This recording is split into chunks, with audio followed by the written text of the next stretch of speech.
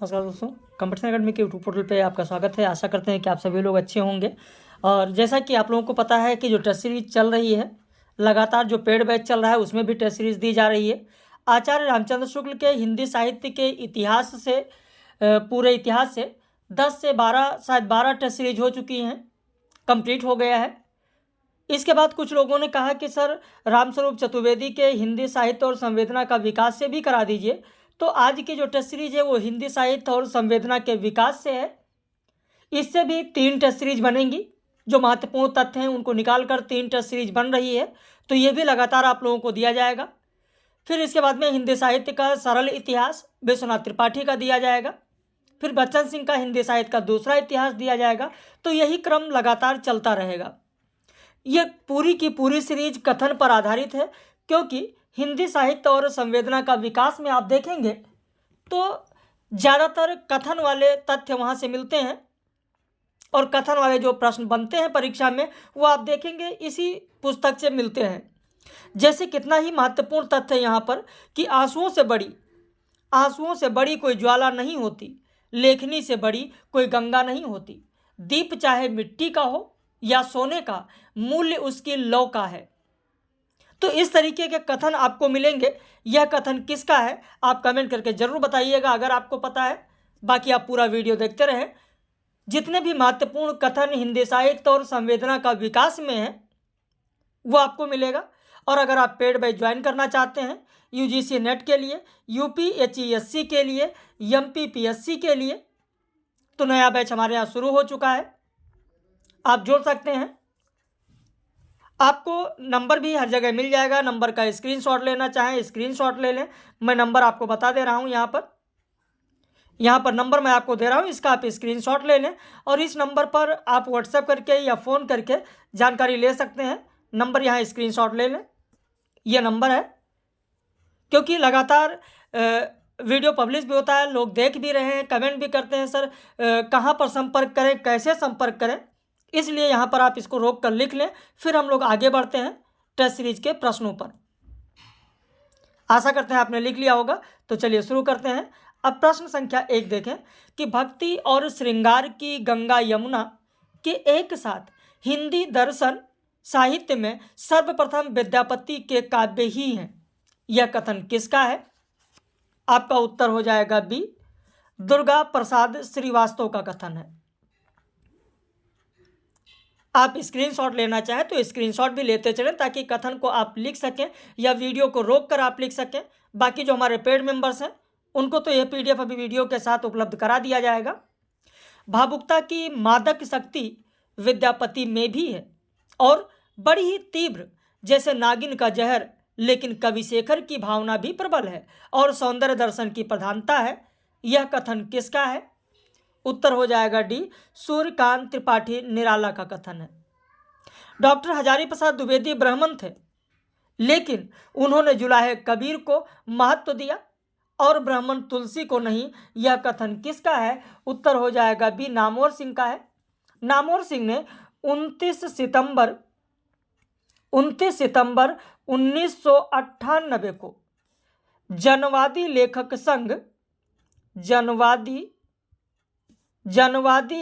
संघ के अध्यक्षीय भाषण में उन्होंने ये कहा था।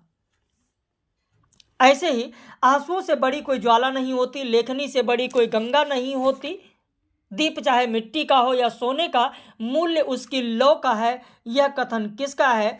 तो हो जाएगा महादेवी वर्मा का। नारी विषयक उनके जितने दृष्टिकोण हैं वो सब आप देखेंगे। श्रृंखला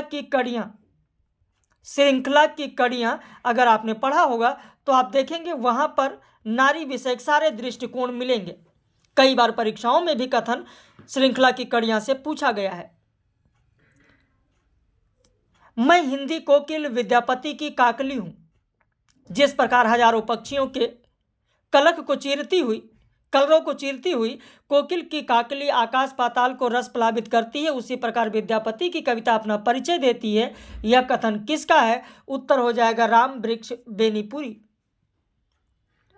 कवि का काम दुनिया में ईश्वर के कामों को न्यायोचित ठहराना है तो साहित्य के साहित्यकार यहाँ लिख गया है, इतिहासकार का काम है कवि के कामों को साहित्य इतिहास की विकास की प्रक्रिया में न्यायोचित दिखा सकना। यह कथन किसका होगा? आपका उत्तर हो जाएगा सी, रामस्वरूप चतुर्वेदी। समग्र भारतीय इतिहास या साहित्य में हिंदी ही एकमात्र ऐसी भाषा है जिसमें पश्चिमी आर्यों की रूढ़िप्रियता, कर्मनिष्ठा के साथ ही साथ पूर्वी आर्यों की भाव प्रवणता, विद्रोही वृत्ति और प्रेम निष्ठा का मणिकांचन योग हुआ। कथन किसका है? उत्तर हो जाएगा बी, हजारी प्रसाद द्विवेदी का है। ये सारे के सारे कथन जो आप देख रहे हैं वो हिंदी साहित्य और संवेदना का विकास रामस्वरूप चतुर्वेदी की किताब से लिया गया है। आध्यात्मिक रंग के चश्मे आजकल बहुत सस्ते हो गए हैं, उन्हें चढ़ाकर जैसे कुछ लोगों ने गीत गोविंद के पदों को आध्यात्मिक संकेत बताया, वैसे ही विद्यापति के इन पदों को भी। कथन किसका है? उत्तर हो जाएगा बी, आचार्य रामचंद्र शुक्ल। तो इन सारे कथनों का उल्लेख रामस्वरूप चतुर्वेदी ने अपनी पुस्तक हिंदी साहित्य और संवेदना के विकास में किया है। विद्यापति में वैष्णव की मर्यादा और शैव का तादात्म्य भाव दोनों एक साथ मिलते हैं। काम भाव और शरीर का सौंदर्य उनके यहाँ उत्सव रूप में है, इसीलिए चिर परिचित होते हुए भी वह चिर नवीन है। कथन किसका है? उत्तर हो जाएगा डी, रामस्वरूप चतुर्वेदी का है। पिछले काल में भारत के दार्शनिक अनात्मवादी ही भक्तिवादी बने और बुद्धिवादी का विकास भक्ति के रूप में हुआ। यह कथन किसका है? उत्तर हो जाएगा बी, जयशंकर प्रसाद। जयशंकर प्रसाद ने अपने रहस्यवाद लेख में लिखा है, रहस्यवाद लेख में लिखा है, भक्ति का जो सोता दक्षिण की ओर से धीरे धीरे उत्तर भारत की ओर पहले से ही आ रहा था, उसे राजनीतिक परिवर्तन के कारण शून्य पड़ते हुए जनता के हृदय क्षेत्र में फैलने के लिए पूरा स्थान मिला। कथन किसका है? तो यह कथन है आचार्य रामचंद्र शुक्ल का। उत्तर हो जाएगा ए, आचार्य रामचंद्र शुक्ल। वैसे आप देखेंगे कि आप लोगों ने तो पहले भी पढ़ ही रखा होगा, सारी चीज़ें आपको पता ही होंगी। घनानंद के बारे में आपने पढ़ा होगा कि रीतिकालीन कवि जो घनानंद हैं, घनानंद मौन की महिमा को पहचाना है उन्होंने। इस मौन की महिमा को जो रीतिकाल में घनानंद ने पहचाना, मौन की महिमा, ऐसे आधुनिक काल का वो कौन सा कवि है जिसने मौन की महिमा को मौन की अभिव्यंजना को ग्रहण किया है?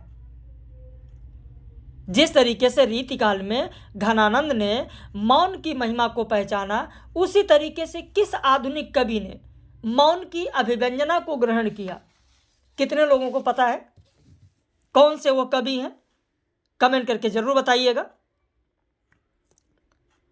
नहीं पता है तो वीडियो में बने रहें, आगे ऐसे बहुत सारे तथ्य, बहुत सारे कथन आपको देखने को मिलेंगे।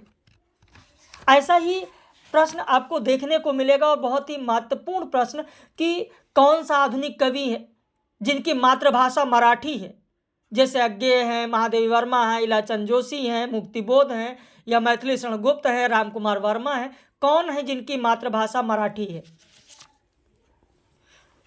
प्रत्येक देश का साहित्य वहाँ की जनता की चित्तवृत्ति का संचित प्रतिबिंब होता है, तब यह निश्चित है कि जनता की चित्तवृत्ति के परिवर्तन के साथ साहित्य के स्वरूप में भी परिवर्तन होता चला जाता है। कथन है किसका? तो आचार्य रामचंद्र शुक्ल का। अगला प्रश्न, लेकिन जोर देकर कहना चाहता हूं कि अगर इस्लाम नहीं आया होता तो भी साहित्य का बारह आना वैसा ही होता जैसा आज है। कथन किसका है? हजारी प्रसाद द्विवेदी का है। मध्य युग के भारतीय इतिहास का मुख्य अंतर्विरोध शास्त्र और लोक के बीच का द्वंद्व है, न कि इस्लाम और हिंदू धर्म का संघर्ष। यह कथन किसका है? उत्तर हो जाएगा ए, नामवर सिंह का है। हिंदी का पहला काव्य और महाकाव्य पृथ्वीराज रासो हिंदू मुस्लिम संघर्ष की गाथा है। कथन किसका है? आपका उत्तर हो जाएगा ए, रामस्वरूप चतुर्वेदी का कथन है। हिंदी का पहला बड़ा महाकाव्य, शब्द पर ध्यान दीजिएगा, यहां पर क्या लिखा हुआ है? हिंदी का पहला काव्य और महाकाव्य, जबकि हिंदी का पहला बड़ा महाकाव्य जायसी का पद्मावत हिंदू तुरक द्वंद्व की कथा कहता है। कथन किसका है? तो यह कथन हो जाएगा आपका सी, रामस्वरूप चतुर्वेदी। सांप्रदायिकता की भावना कहीं नहीं है, ना हिंदू कवि चंद्रबरदाई में, ना मुसलमान कवि मलिक मोहम्मद जायसी में, और ना हिंदू ना मुसलमान कवि कबीरदास में। कथन किसका है? उत्तर हो जाएगा ए, रामस्वरूप चतुर्वेदी का है। कथन कैसे लग रहे हैं? अपनी प्रतिक्रिया आप लोग जरूर व्यक्त करें। देखिए, जब आप लोग अपनी प्रतिक्रिया व्यक्त करते हैं तो उसे ये आभास होता है, ये लग जाता है कि जो लोग देख रहे हैं, जो हमारे व्यूवर्स हैं, वो कितने ही अच्छे और कितने मन से इन चीज़ों को देख रहे हैं। तो फिर अगली सीरीज भी पब्लिश कर दी जाती है। और अगर कोई प्रतिक्रिया नहीं आती तो लगता है कि फिर कैंडिडेट ऐसे तथ्य नहीं पढ़ना चाहते हैं, बस उनको सरल चीज़ें मिल जाए, किसी गाइड की छपी छपाई चीज़ें मिल जाए। अगर इतने ही सरल चीज़ों में अपने आप को संतोष करना है तो फिर उस तरीके से दे दिया जाता है, ठीक है, जो आपकी पसंद हो पढ़िए। लेकिन लगातार 15 वर्षों से जैसा देखते चले आ रहे हैं, जिस तरीके से लगातार परिवर्तन होता आ रहा है, वो ऐसे ही तथ्य परीक्षाओं में अब पूछे जा रहे हैं और आगे और भी पूछे जाएंगे। इसीलिए परीक्षा को ध्यान में रखते हुए उस दृष्टिकोण से आपको ये सारी चीज़ें दी जा रही हैं। प्रबंधकार कवि की भावुकता का सबसे अधिक पता यह देखने से चल जाता है कि वो किसी आख्यान के अधिक मर्मस्पर्शी स्थलों को पहचान सका है या नहीं। यह कथन किसका है? उत्तर हो जाएगा सी, आचार्य रामचंद्र शुक्ल। यह विलक्षण है कि कबीर में जैसा बोलियों का सम्मिश्रण है वैसा ही मनोदशाओं का भी है। कथन किसका है? उत्तर हो जाएगा बी, रामस्वरूप चतुर्वेदी। पद्मावत हिंदी में अपने ढंग की अकेली ट्रेजेडी कृति है। कथन किसका है? उत्तर हो जाएगा सी, विजयदेव नारायण शाही। और ये जो सब कथन आप देख रहे हैं, ये सब के सब कथन हिंदी साहित्य और संवेदना का विकास में है। रामस्वरूप चतुर्वेदी ने इनका उल्लेख किया है कि विजयदेव नारायण शाही कहते हैं कि पद्मावत हिंदी में अपने रंग की अकेली ट्रेजेडी कृत है। तो इस तरीके से ऐसे कथन के माध्यम से पूरा विश्लेषण किया गया है। पद्मावत के बारे में किसने कहा है कि अंतिम युक्ति तो दार्शनिकों की सी है? उत्तर हो जाएगा आचार्य रामचंद्र शुक्ल। रामस्वरूप चतुर्वेदी कहते हैं हिंदी साहित्य और संवेदना के विकास में कि आचार्य रामचंद्र शुक्ल का यह मानना है। आचार्य रामचंद्र शुक्ल यह कहते हैं कि अंतिम पद्मावत के बारे में कि अंतिम युक्ति तो दार्शनिकों की सी है। लोक और सृष्टि के संक्रमण में विकसित अर्थ प्रक्रिया का अतुलनीय उदाहरण है पद्मावत। कथन किसका है? आपका उत्तर हो जाएगा बी, रामस्वरूप चतुर्वेदी का। मीराबाई के बारे में किसने कहा है कि उनका काव्य सुर द्वारा विस्तार में चित्रित गोपियों के विरहोन्मुखता का डिटेल या ब्यौरा है? उत्तर हो जाएगा डी, रामस्वरूप चतुर्वेदी का कथन है। बहुत ही महत्वपूर्ण कथन है। रहीम का काव्य मुख्यतः सूक्ति काव्य है, जहां भाषा का सीधा और उपकरणात्मक प्रयोग होता है, सृजनात्मक उतना नहीं। यह कथन किसका है? उत्तर हो जाएगा डी, रामस्वरूप चतुर्वेदी का। मैंने पहले ही बताया है कि इस सीरीज में 50 जो प्रश्न हैं, 50 के 50 प्रश्न, जो 50 प्रश्न हैं वो सब कथन पर आधारित हैं। दोहे ब्रजभाषा में हैं, बरवय अवधि में लिखे गए हैं और मदनाष्टक खड़ी बोली में है। इस दृष्टि से अन्य अनेक कवियों की तुलना में रहीम अधिक हिंदी कवि हैं। कथन किसका है? उत्तर हो जाएगा सी, रामस्वरूप चतुर्वेदी। अब यहीं से कथन से ही आप देखें कि रहीम ने किन भाषाओं का प्रयोग किया। रहीम ने अपनी रचनाओं में किन भाषाओं में लिखा है? तो अवधि में लिखा है, ब्रज भाषा में लिखा है, खड़ी बोली में भी लिखा है। तो इस तरीके से ऐसे कथन से ही प्रश्न परीक्षाओं में बनते हैं। ज्ञानाश्रयी शाखा के केंद्रीय व्यक्तित्व में कौन से कवि हैं? उत्तर हो जाएगा ए, कबीर हैं। अगला प्रश्न है कि आचार्यों की छाप लगी हुई 8 वीणाएं श्री कृष्ण की प्रेम लीला का कीर्तन करने उठी, जिसमें सबसे ऊंची सुरीली और मधुर झंकार अंधे कवि सूरदास की वीणा की थी। कथन किसका है? तो आचार्य रामचंद्र शुक्ल का है। रीतिकाल के बारे में किसने कहा कि इसका स्वरूप प्रायः सर्वत्र ही गार्हस्थ्यिक है? यह कथन किसका है? आपका उत्तर हो जाएगा सी, डॉक्टर नगेंद्र का है। यह भी बहुत ही महत्वपूर्ण कथन है डॉक्टर नगेंद्र का। रीतिकाल के प्रवर्तकों के बारे में सही कथन कौन सा है? कालक्रम की दृष्टि से कृपाराम का नाम पहले आता है, सही है। रचनाकार व्यक्तित्व की समृद्धि की दृष्टि से केशवदास का नाम पहले आता है, सही है। अखंड परंपरा चलाने की दृष्टि से चिंतामणि का नाम पहले आता है, यह भी सही है। यानी आपका उत्तर होगा डी, 1, 2, 3 तीनों सही हैं। रामचंद्रिका छंदों का अजायब घर है। बहुत बार परीक्षाओं में पूछा गया कि रामचंद्रिका छंदों का अजायब घर है, किसने कहा है? तो पूरा कथन है कि रामचंद्रिका छंदों का अजायब घर है, जहां छंद प्रयोग भाषा में प्रवाह और जीवंतता उत्पन्न नहीं करता, वरन उसे नष्ट कर देता है। यह कथन है रामस्वरूप चतुर्वेदी का। आप प्रश्नों को देखकर, कथन को देखकर खुद अंदाजा लगा सकते हैं कि इसमें जो कथन दिए जा रहे हैं, इन्हीं कथनों पर को आधार बनाकर या इन्हीं कथनों से छोटे छोटे तथ्य लेकर परीक्षाओं में प्रश्न बनते हैं। और आपने देखा भी होगा, अगर विगत वर्ष के पेपर को देखा होगा, वो चाहे जिसकी परीक्षा हो, चाहे जिस स्टेट की परीक्षा हो या यूजीसी नेट की परीक्षा हो, यह ऐसे कथन हैं जो हर जगह आते हैं और इन्हीं कथन से प्रश्न भी बनते हैं। केशवदास की बहुचर्चित दुर्बोधता भावों की दुरूहता के कारण नहीं, भाषा की अव्यवस्था के कारण है। और शास्त्र को लेकर आचार्यत्व का दंभ उनमें है, अनुभव के प्रति कवि की विनम्रता नहीं। यह कथन किसका है? आपका उत्तर हो जाएगा डी, रामस्वरूप चतुर्वेदी का है। बिहारी को रीतिकालीन काव्य भाषा का प्रतिनिधि सृष्टा कहा जा सकता है। यह कथन किसका है? उत्तर हो जाएगा डी, रामस्वरूप चतुर्वेदी।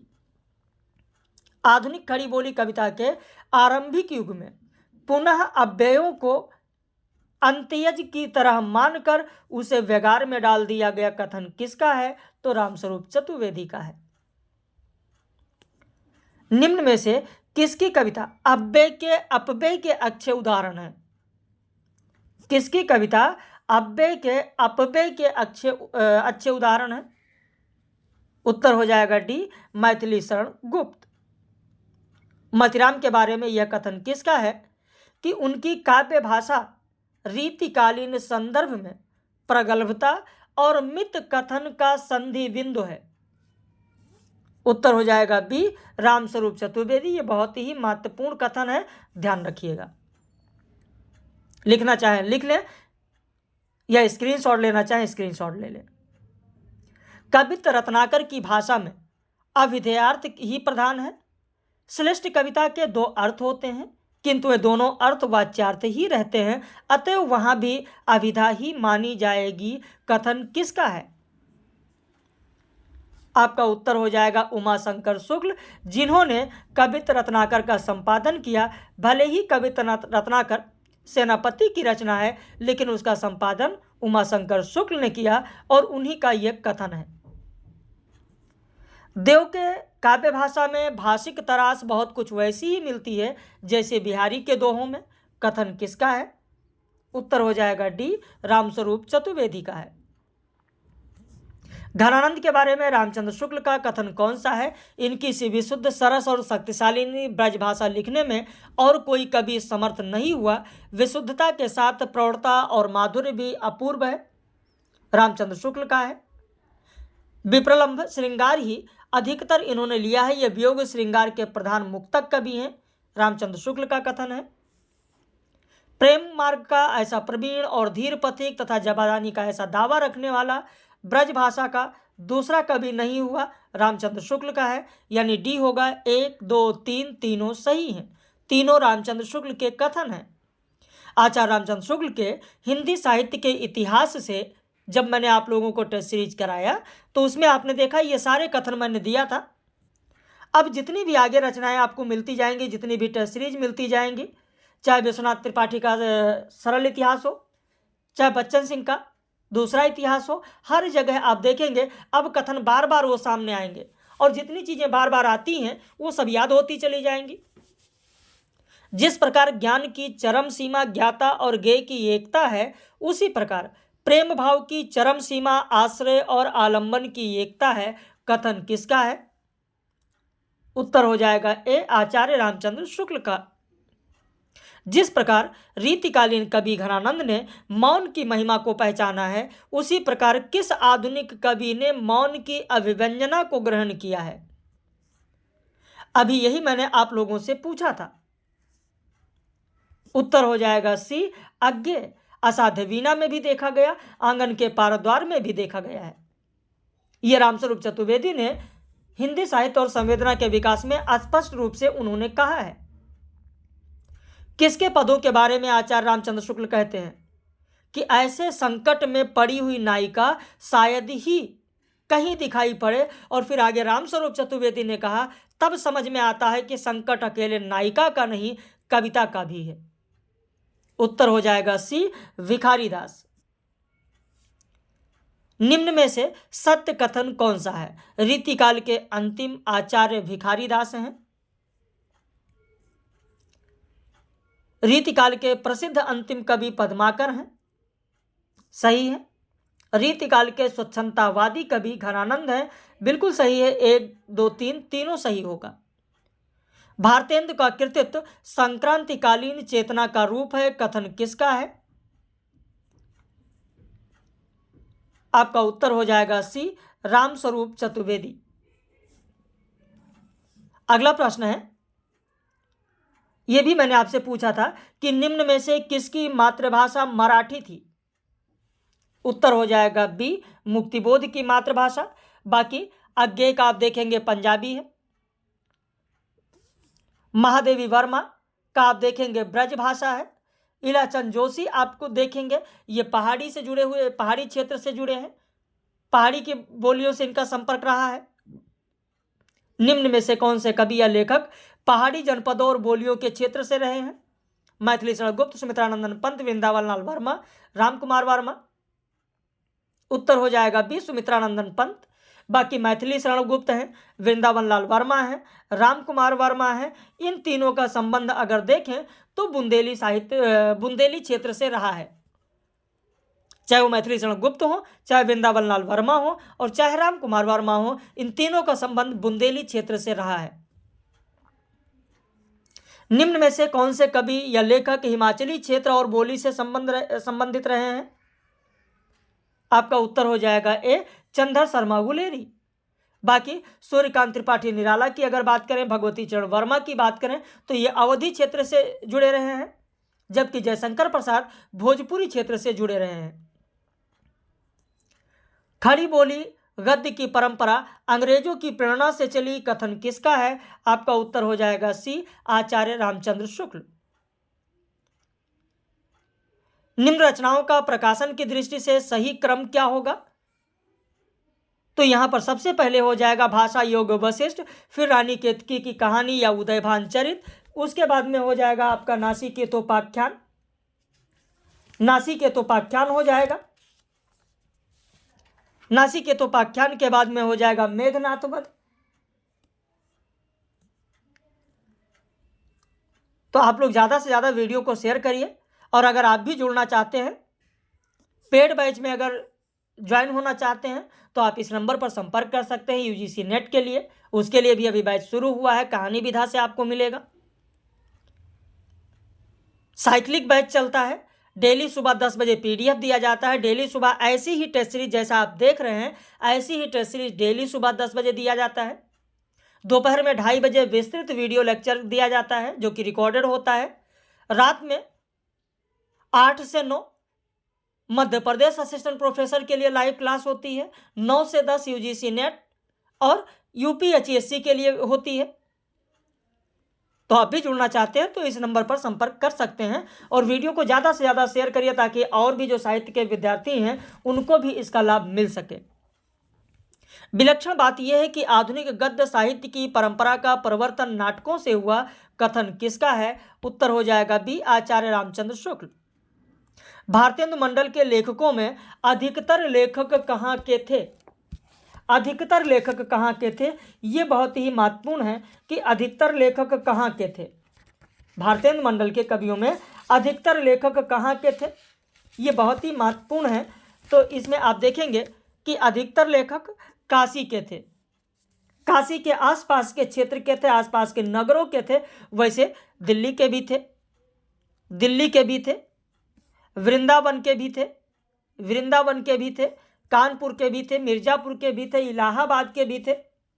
क्योंकि मिर्ज़ापुर की अगर बात करें तो प्रेमघर मिर्ज़ापुर के थे, बालकृष्ण भट्ट आप देखेंगे इलाहाबाद के थे, दामोदर शास्त्री काशी के थे, काशीनाथ खत्री इलाहाबाद के थे, कृष्णदेव शरण सिंह काशी के थे, लाला श्रीनिवास दास दिल्ली के थे, विश्वलाल पांड्या काशी के थे, कार्तिक प्रसाद खत्री काशी के थे, ठाकुर जगमोहन काशी के थे, रामकृष्ण वर्मा काशी के थे, अंबिका दत्त व्यास काशी के थे, सुधाकर द्विवेदी काशी के थे, राधा कृष्णदास काशी के थे। तो काशी के ज़्यादा थे। लाला सीताराम इलाहाबाद के थे, प्रताप नारायण मिश्र कानपुर के थे, श्रीनिवास दास दिल्ली के थे। तो इस तरीके से अलग अलग क्षेत्रों के लोग थे, लेकिन सबसे ज़्यादा काशी के थे। तो इसी के बाद अगली जो सीरीज होगी वो हिंदी साहित्य और संवेदना के विकास में दूसरी सीरीज होगी, और फिर तीसरी सीरीज दी जाएगी। 3 सीरीज में महत्वपूर्ण जितनी भी चीज़ें हैं वो आपके सामने आ जाएगा। तो आपको रामस्वरूप चतुर्वेदी का हिंदी साहित्य और संवेदना का विकास नहीं पढ़ना पड़ेगा। और उसके बाद विश्वनाथ त्रिपाठी का सरल इतिहास से सीरीज चलती रहेगी, फिर हिंदी साहित्य का दूसरा इतिहास बच्चन सिंह का जो है उससे सीरीज चलती रहेगी। तो ये अनवरत क्रम चलता रहेगा। हम लोग फिर मिलेंगे ऐसे ही महत्वपूर्ण लेक्चर के साथ, लेकिन अपनी प्रतिक्रिया जरूर आप व्यक्त करें।